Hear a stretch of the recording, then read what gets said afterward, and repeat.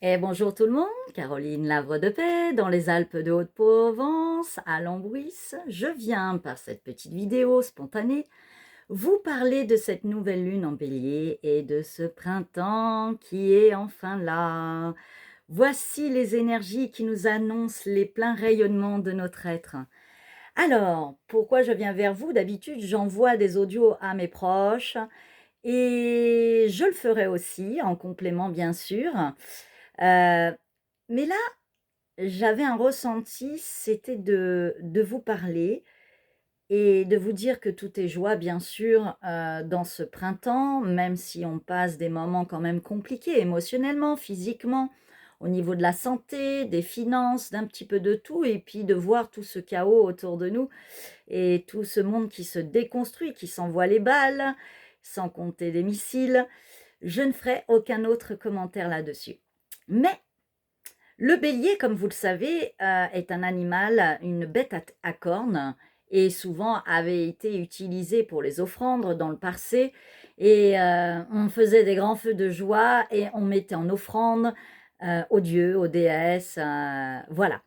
Mais aujourd'hui, je vais vous dire, ne soyez pas ce bélier qui va se soumettre, ne soyez pas ce bélier qui va se sacrifier, et surtout que ce bélier a la tête bien dure et parfois très têtu, trop spontané, et qui pourtant a beaucoup d'énergie et donne l'élan, donne l'initiation, donne l'intention des projets, l'intention d'aller de l'avant, d'aller cultiver sa terre, d'aller la semer, est une bête à cornes.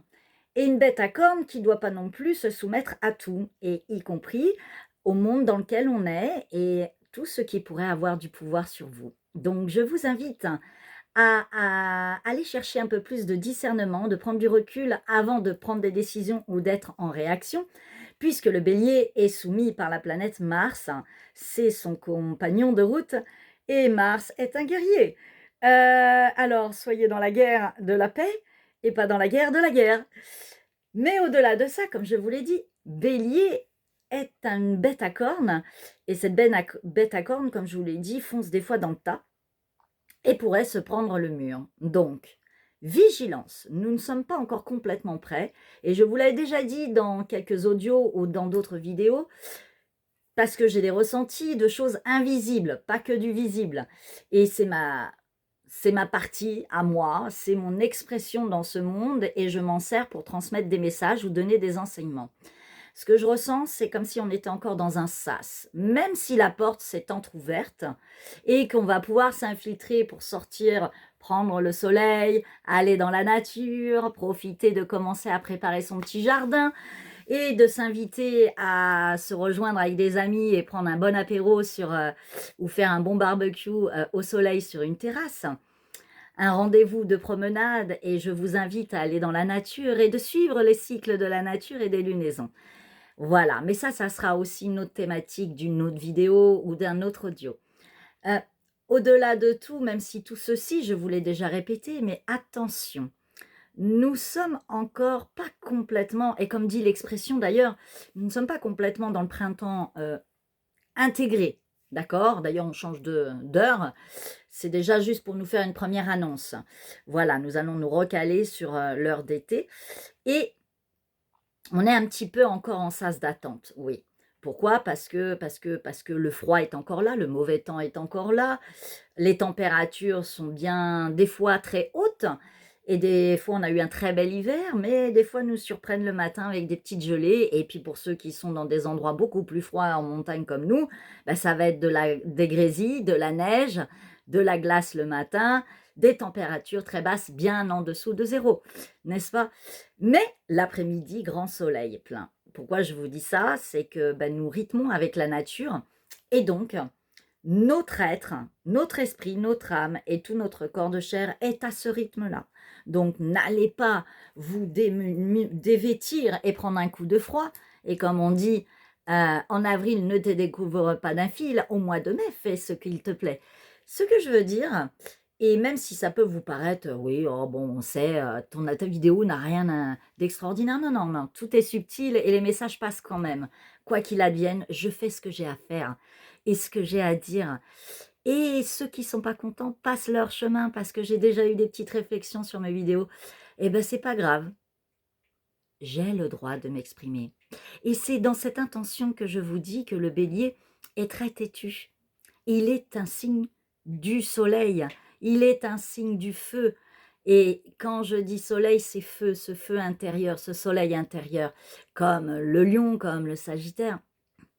Il veut prendre place, il veut rayonner, il veut être de plein feu, il veut qu'on le voie, il veut s'exprimer, il veut gambader. Mais le bélier, pour l'instant, va se calmer, et comme tous les êtres humains, car même les événements de la vie nous montrent qu'il faut se poser, se calmer, être dans la patience, oui. Alors, n'allez pas tout découvrir et inciter vos projets avant même d'avoir continué à les exploiter dans l'intérieur, d'aller réfléchir à tout ce que vous voulez.